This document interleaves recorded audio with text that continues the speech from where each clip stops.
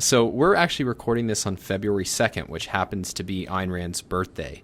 Who was Ayn Rand, and what motivated you to publish this book about her thought? Well, Ayn Rand was a novelist and philosopher, author of Atlas Shrugged and numerous other books, The Fountainhead, Virtue of Selfishness. What led us to write this book? Well, Allan and I and a lot of the other contributors had been students of and advocates for Rand's philosophy for, well, in Allan's case, decades. And we'd noticed that there'd been a lot more interest among journalists, historians, scholars of different sorts in Rand. Even philosophers are teaching her a little bit more as usually a token egoist. And, of course, a lot said about her role in the culture and newspapers. But most of what you get is very shallow. And we thought there needed to be as people are starting to recognize the need to engage with her a bit more, people who didn't, who she was in a major influence on themselves, we thought there needed to be a kind of quality reference volume to kind of help people wade into her corpus, to help people engage with her, to give people coming from other disciplines or other ideological backgrounds just some context if they felt they should learn what she has to say and take her seriously. So we got together some of the people that we thought knew the most about her, understood her ideas best. Most of us are objectivists, or at least very sympathetic to Rand's philosophy.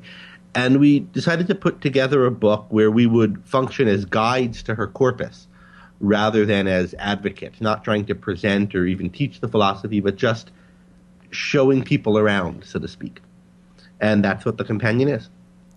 Now, there's a lot of misconceptions about Rand, and even as somebody who was sympathetic to her ideas from the start, I often had difficulty really getting what she was saying or what she was arguing. And in your introductory essay, you discuss some of the challenging features of her ideas and writings. Can you talk just a little bit about what some of those are? Well, one of them is that she's a radical. She's outside of the mainstream in a lot of ways. One is that, and this is particularly relevant for academic readers, she's not part of the academy. She's not part of the, somebody who came up and was somebody's graduate student and publishes essays and so forth in mainstream publications. But even more so, she's not part of the cultural mainstream in that she criticizes a lot of things that we are all brought up to take for granted, most notably altruism, the moral code by which we're taught to lead our lives and on which we're taught to base much of our self-esteem. And she criticizes very deep things about government, art, just things that are endemic to our lives. So when you're dealing with somebody who's mounting that kind of a criticism, that kind of a deep criticism of so much that you take for granted, it's difficult.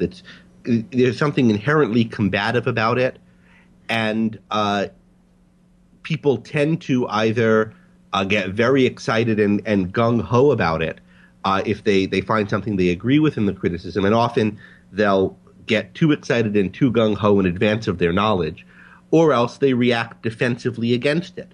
And it can be work to sort of process what are the arguments and, make an informed decision about them. Now, like you said, your book covers basically every major aspect of her philosophic thought. And I'm actually going to be doing a series of interviews following this one with many of the authors or contributors to the book, covering everything from her metaphysics to her art. So with you today, though, I wanted to delve in on an issue that you cover either as an author, co-author, editor in various ways, and that's her ethics. And I want to start here. Well, actually, before we get into the ethics, could I just make one other point about the range of the book? Yeah, definitely. The book does cover all the areas of her philosophy, but it does a little more than that, and it was important to me that it do so. It's not just a book about her philosophy, it's a book about her works and thought. and that extends beyond philosophy. So there's quite a bit in it about her literary approach, and that's woven in throughout the chapters on philosophy, but there are also one chapter just on that, and also about her body of political commentary, so commentary on current events and cultural events.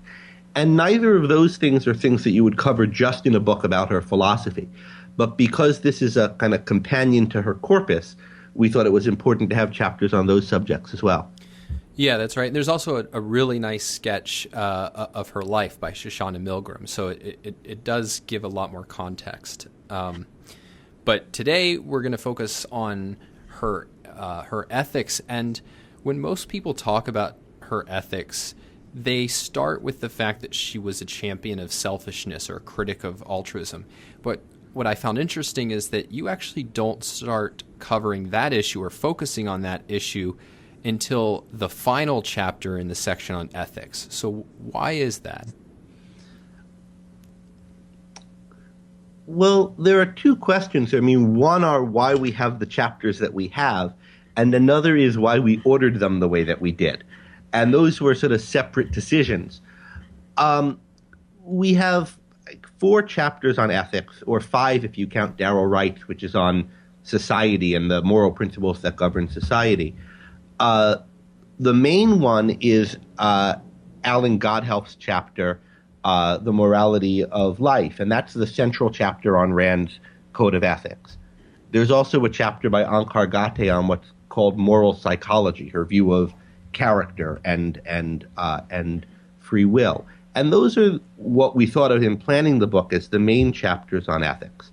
And they present, particularly Allan's, the structure of her moral theory. And there's a fair amount about egoism, I should say, in that chapter.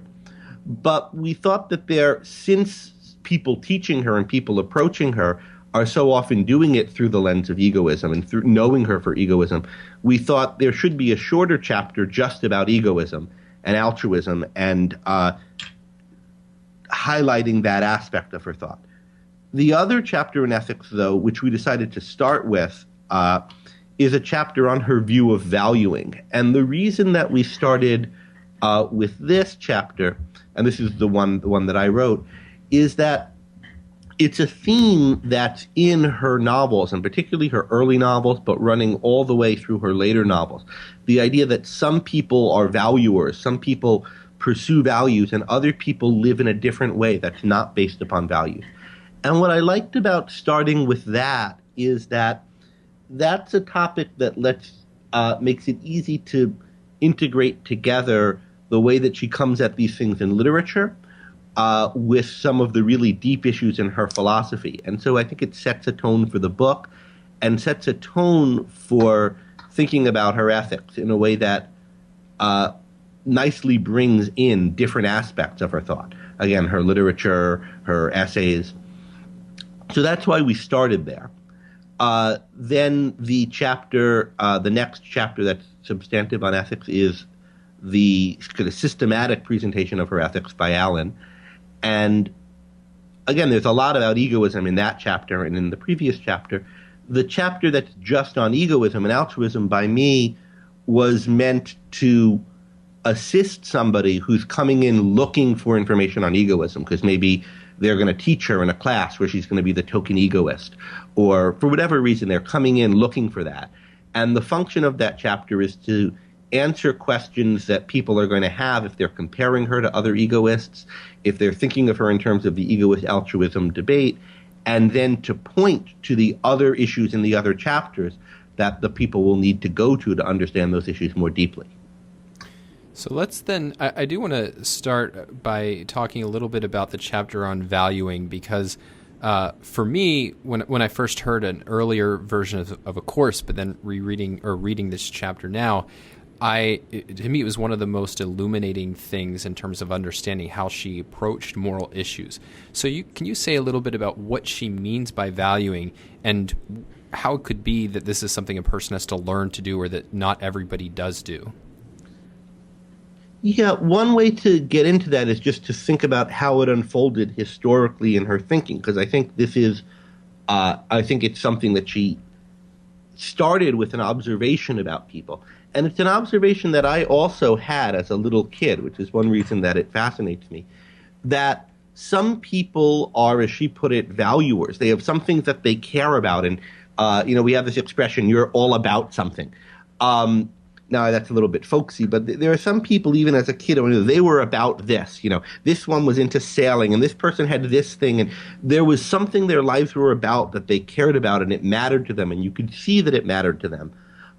And they were passionate about it, whereas other people just seemed to,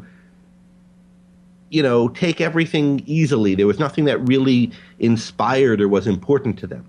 And this was something that Rand was really focused on from when she was, at least the earliest writings we have of her in early America were about this.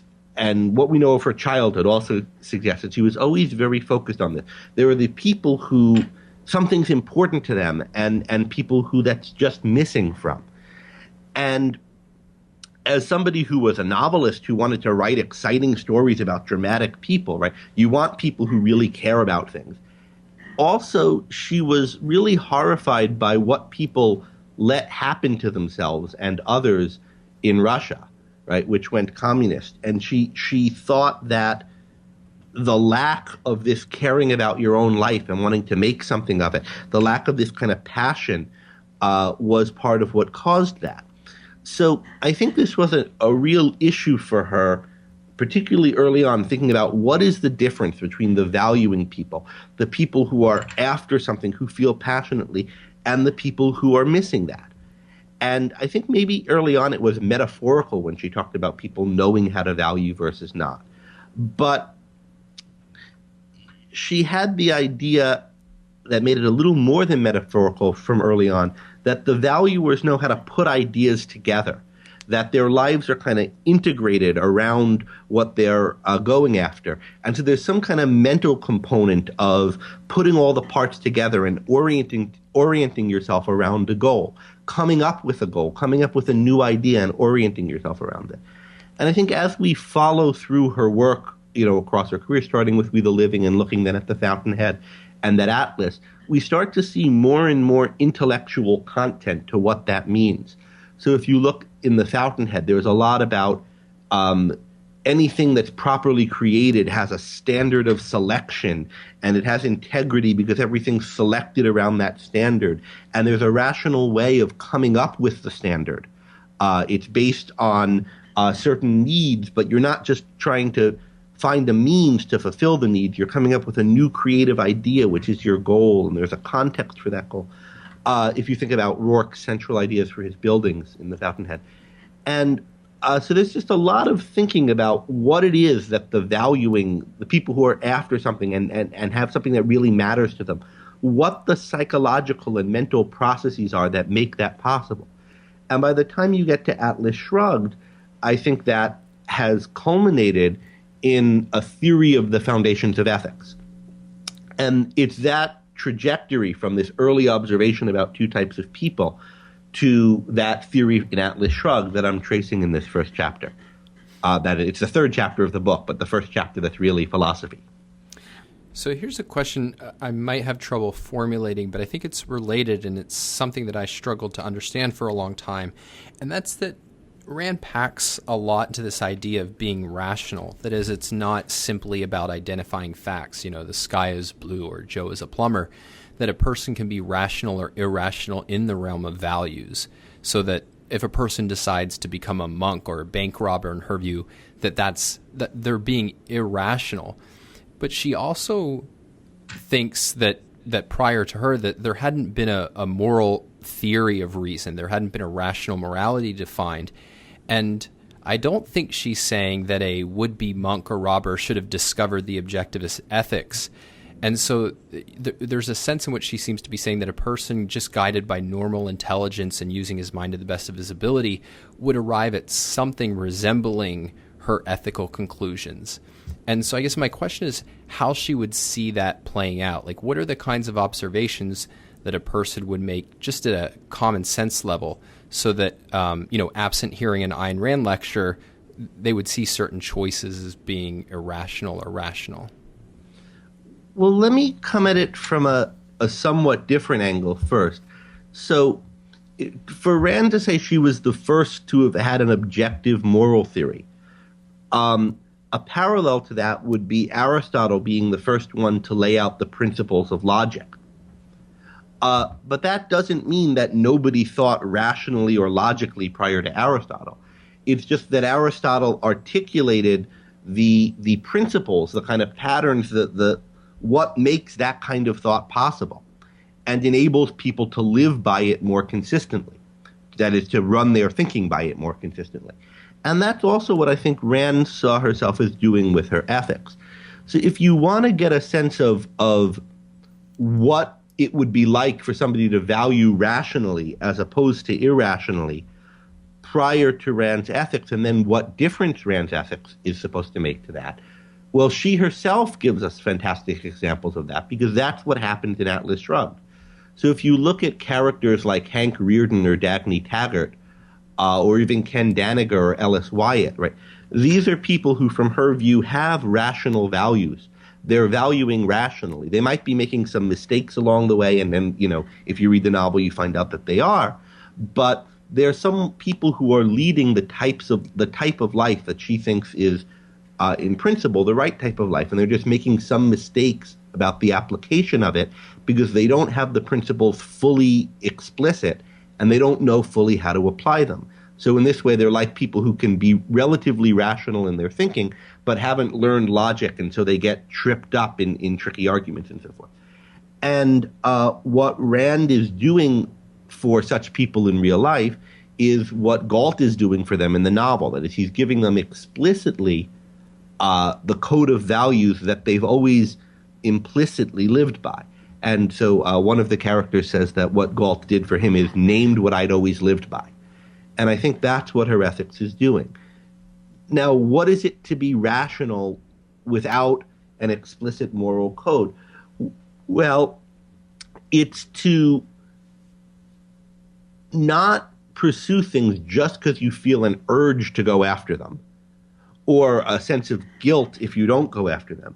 But it's rather to look out at the world and to observe the needs and abilities that human beings have and that you yourself have, including your psychological needs and abilities, and to figure out things that would use the abilities to satisfy the needs.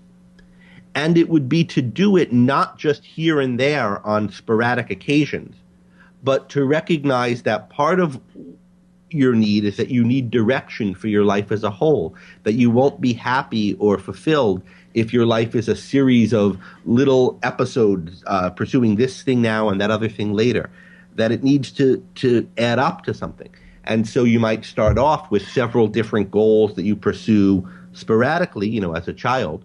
But as you grow older, you'll start to think, what do I want my life to be about as a whole? What's it going to mean? What's it going to add up to? You'll start to have longer-term projects around which you build your life. And I think this is, in fact, how a lot of people do lead their lives, even people prior to or independent of reading Rand, certainly. What she's doing is identifying why that's the right way to live, what's good about it, and then helping you to do it more consistently. So then, turning to her mature theory, I want to start by kind of summing up one popular way that I think a lot of people think about ethics, and that is, so ethics in one way or another is a constraint, and that left to our own devices, we have these selfish urges that we're going to seek to gratify, and ethics is really about how do we tamp down on those urges so that we can, whether it's avoid God's wrath in the religious view or live together without a Hobbesian war of all against all in a more secular view, it is some kind of constraint. And I think, the book really captures that Rand rejects this view from its view of human nature to its view of the purpose of morality. And so maybe you can contrast her view with that kind of common outlook. Well, she doesn't think that we have automatic desires in the first place. At least, there are some kind of automatic feelings, pain, when you're hurt, hunger, but those kinds of automatic things like that aren't enough to give you any kind of direction in life. Whatever direction you have, whatever shapes your action, is going to be more than just, some kind of automatic urges that people have. It's going to be based on your thinking, based on your understanding of the world, based on your understanding of what a human being can do and what kind of lives are available to human beings and then how to get them. So if you take the Hobbesian kind of view, it's just, people automatically want certain things, like to be victorious over others and have a lot of food and money. And so they're going to come into conflict about these things. But it's not true that we automatically want things. We don't even automatically know what things there are to want. That requires a kind of creative thinking that just doesn't automatically happen. And someone needs to come up with and originate all of these goals. Now, it's true that a lot of people don't do that work. They live, as Rand puts it in The Fountainhead, secondhand.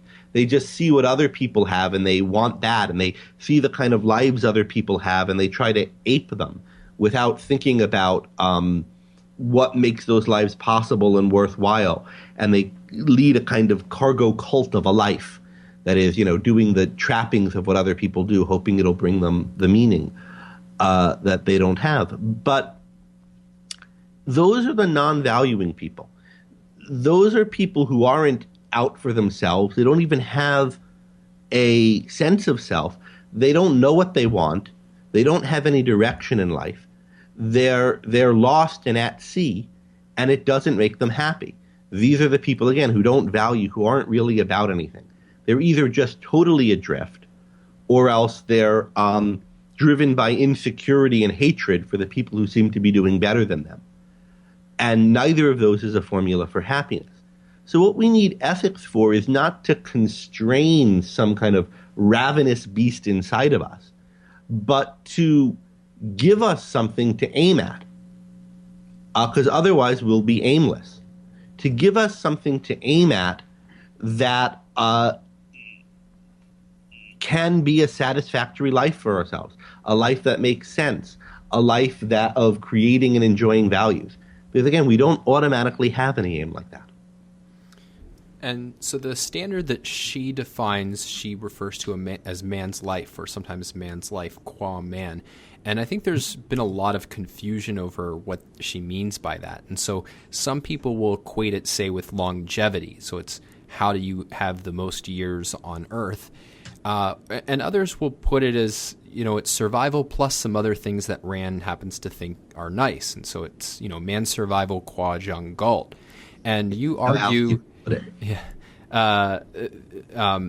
you argue that neither of these accurately captures her meaning. Yeah, I think that's right. There's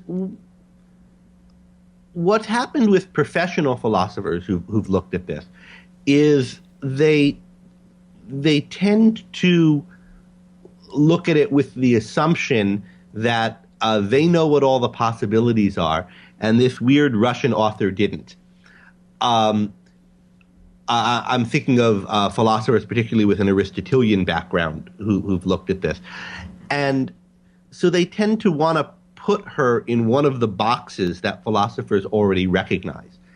And the boxes that philosophers already recognize are that you have some end that's valuable in itself, and you're trying, you have some end that's good for you, but in itself, like people think pleasure is this way, or maybe longevity is this way, and the virtues and the content of ethics are just advice on how to maximize that thing. There's some bottom line that's really what you're after, and the contents of ethics is just how to maximize that bottom line. That's what's called an instrumentalist approach. And some people see Rand that way. More often, they notice that she doesn't seem to hold that, and so they want to push her into an Aristotelian position where the ultimate goal isn't something that's a result of the virtues and the content of ethics. Rather, it's just leading the kind of life that's moral. And so they take man's life to mean living, what Aristotle called living well, or eudaimonia, a life of virtue.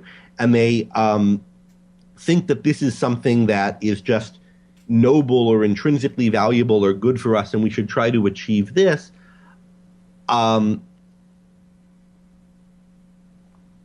in the way that Aristotle and subsequent Aristotelians have thought. So there's a tendency to want to put Rand into one of these two boxes.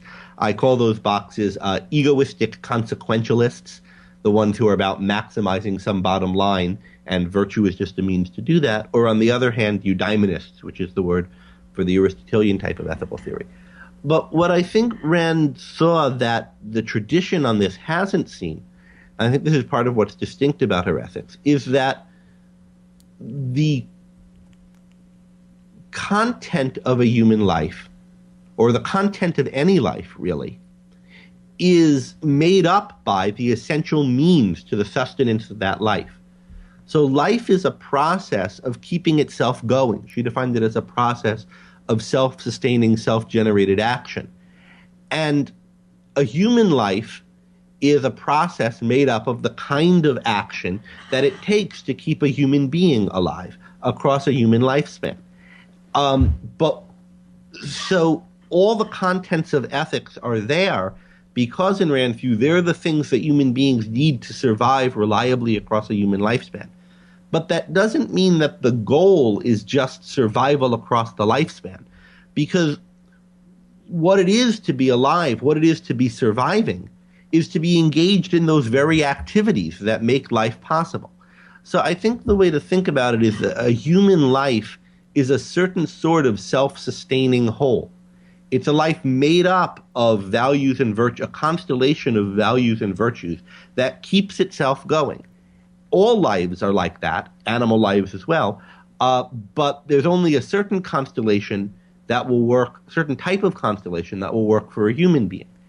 And unlike animals, which automatically do and pursue the things they need, human beings need to do it by choice, and we need to come up with for ourselves the particular constellation that will be our lives, that'll be our set of self-sustaining values. And what ethics for Rand does is gives you an abstract specification of what that is for a human being.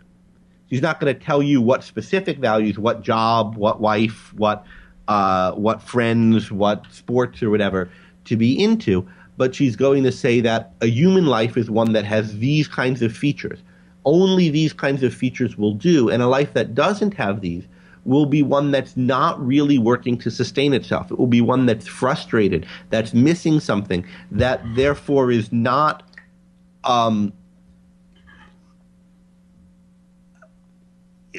is such that if you're living it, the fact that you survive rather than perish is an accident.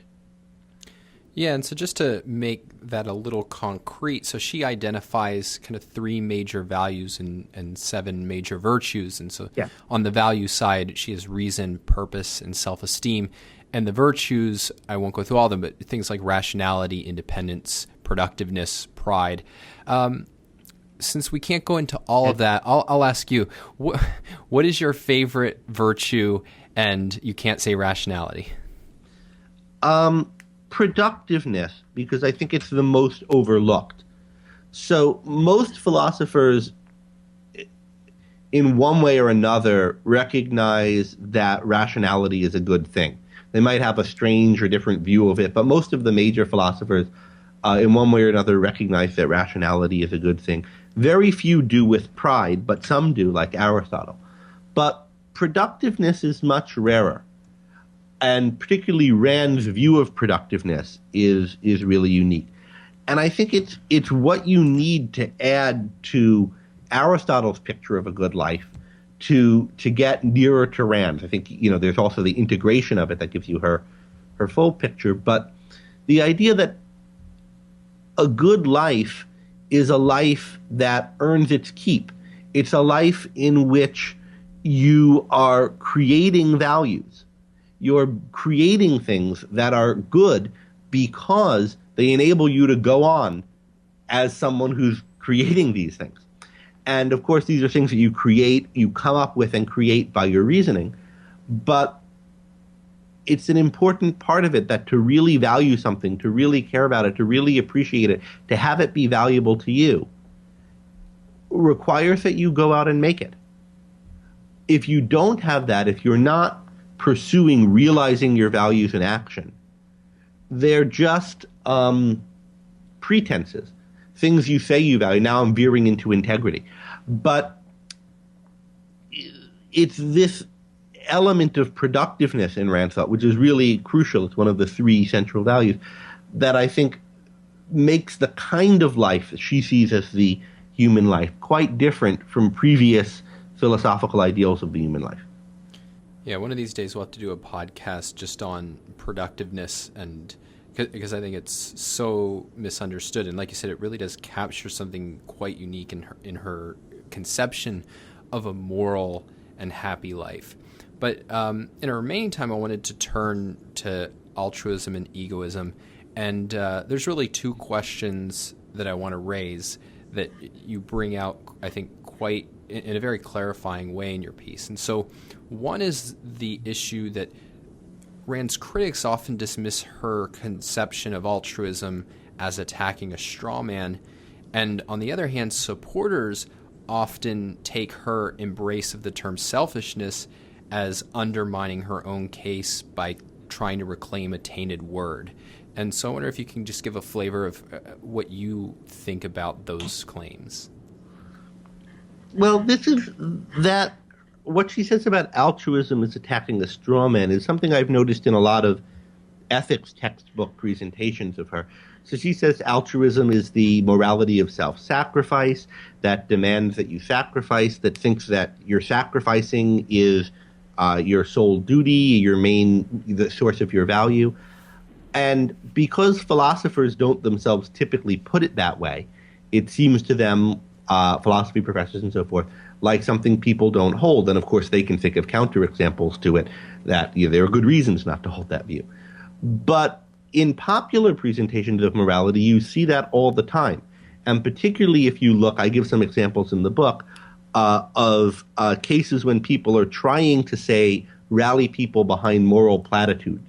You'll get statements like, the measure of a man's character is the extent to which he'll give of himself for others, right? That's just saying what makes you good. Not one good thing about you, but what makes you good is giving up for other people. And there were just a lot of examples of this in popular moral discourse.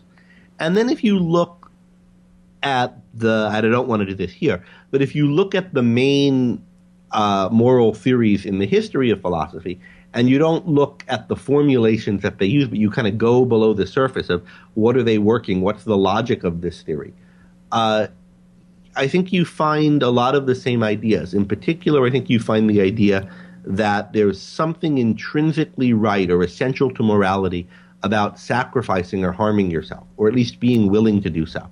And that's, again, not always on the surface, but I think it's a premise that's driving Kant's ethics, and Kant, I think, has really set the stage for how people think about ethics. Well, let me ask one kind of follow-up there.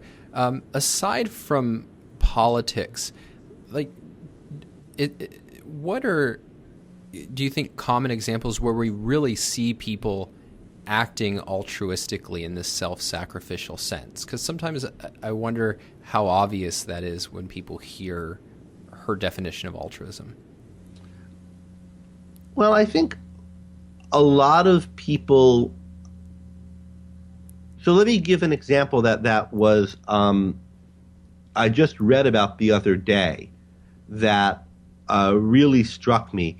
There's a blog by a former Muslim girl or a young woman, I guess, who is just, she's recently in the last year or so told her parents. She was now towards the end of university, and even while she was living with her parents in high school or middle school, whenever it was, she gradually stopped believing in the religion, and now she's been away for several years, and she's finally decided to come out of the closet and tell her parents and her family.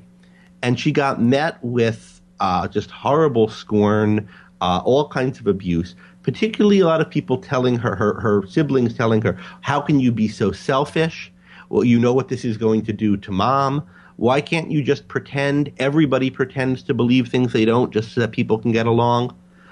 It's awful what you're doing to the family. Think of our reputations. And I've known a lot of people who on larger or smaller scales have faced this kind of thing, whether it's about giving up a religion or changing their mind about something or just going a different direction in life than what was expected of them. This happens often, and people are put down for doing what they think is necessary for them to be happy and successful, and for not giving it up for other people. Okay, so then let's turn to the issue of selfishness and why she thinks it's important to reclaim that term.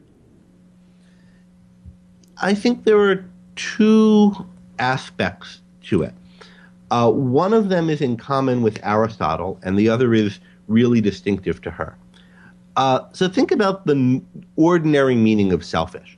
Think of what it means when you call Bernie Madoff or the character Peter Keating, let's stick with Bernie Madoff, selfish.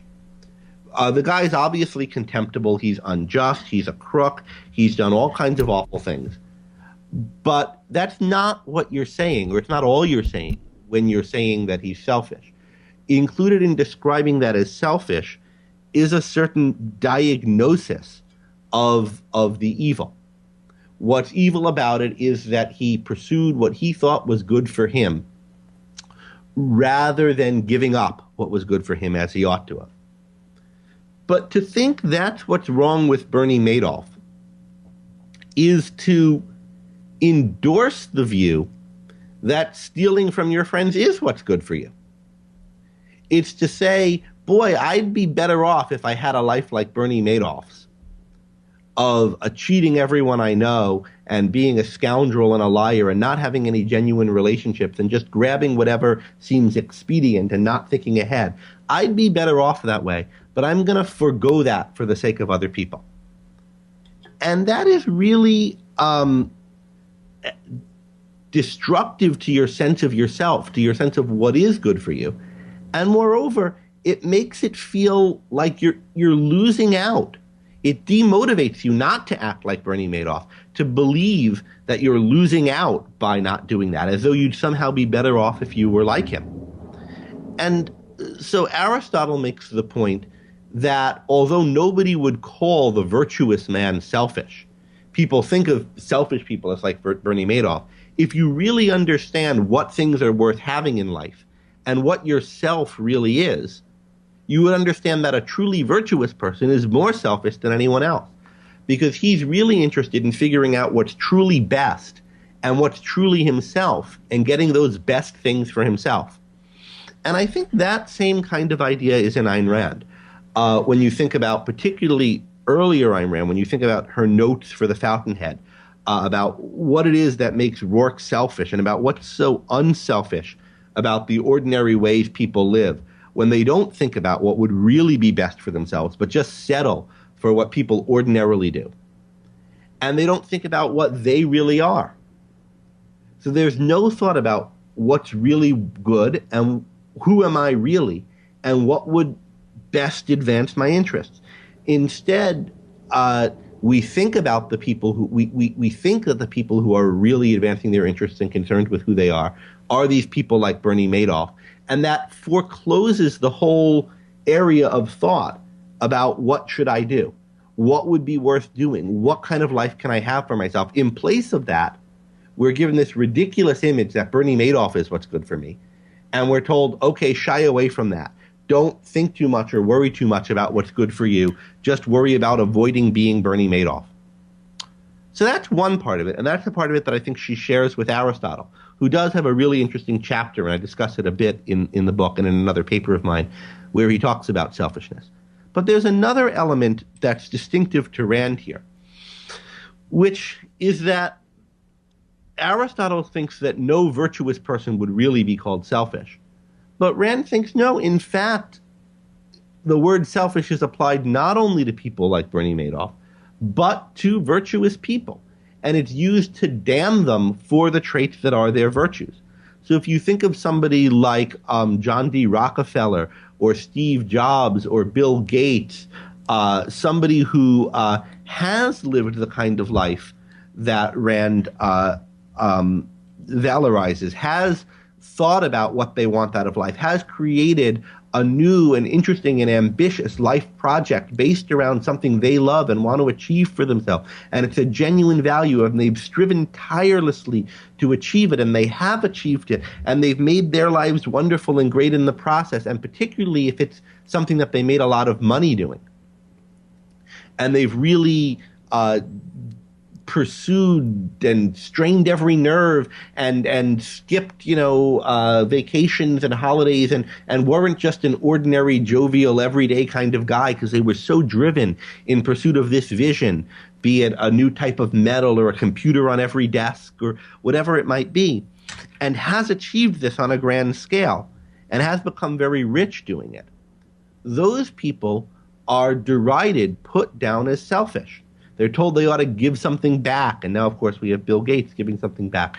They are not literally arrested in Gates' case, but have had their companies, the things that they've spent their lives building, just torn up and destroyed in front of them, as happened with Standard Oil and happened with Microsoft.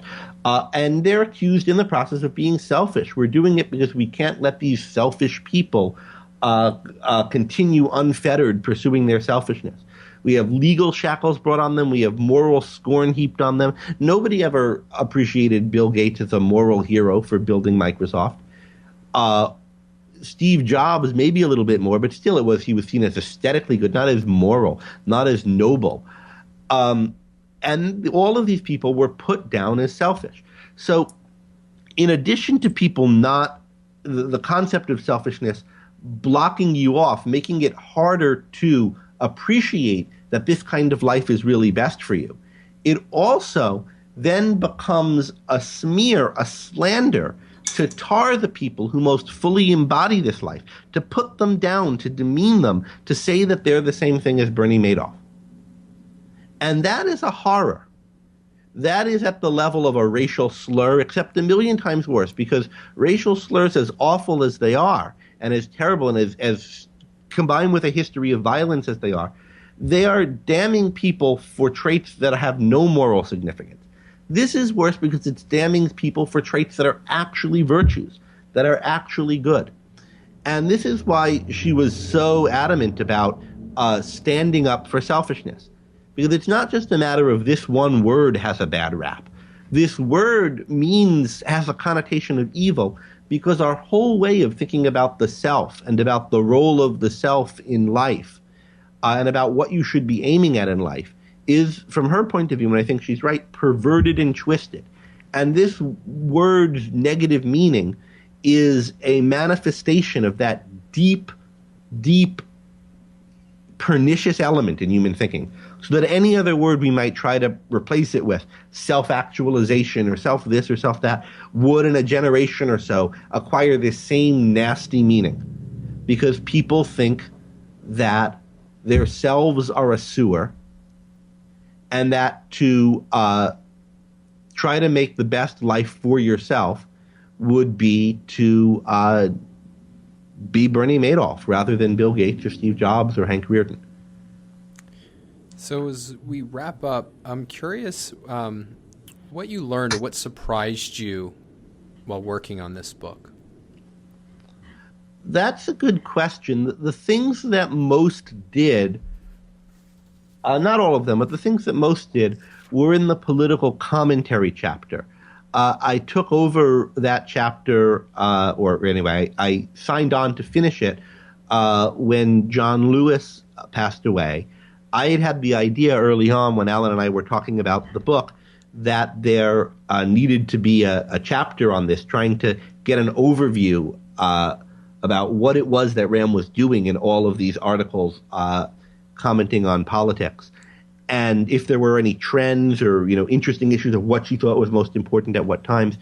And we tried to get a few different people to write it. Everybody was, it was an intimidating task. And John Lewis took it on, and he did a really good job, and he created a first draft of it.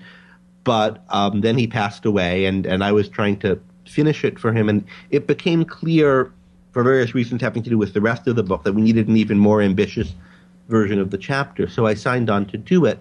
And I just learned a lot in that process because I hadn't really studied all of these historical periods and episodes.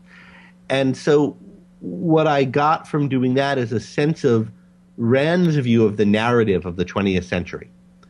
And I hadn't really had that before, and I hadn't really had any other narrative of it.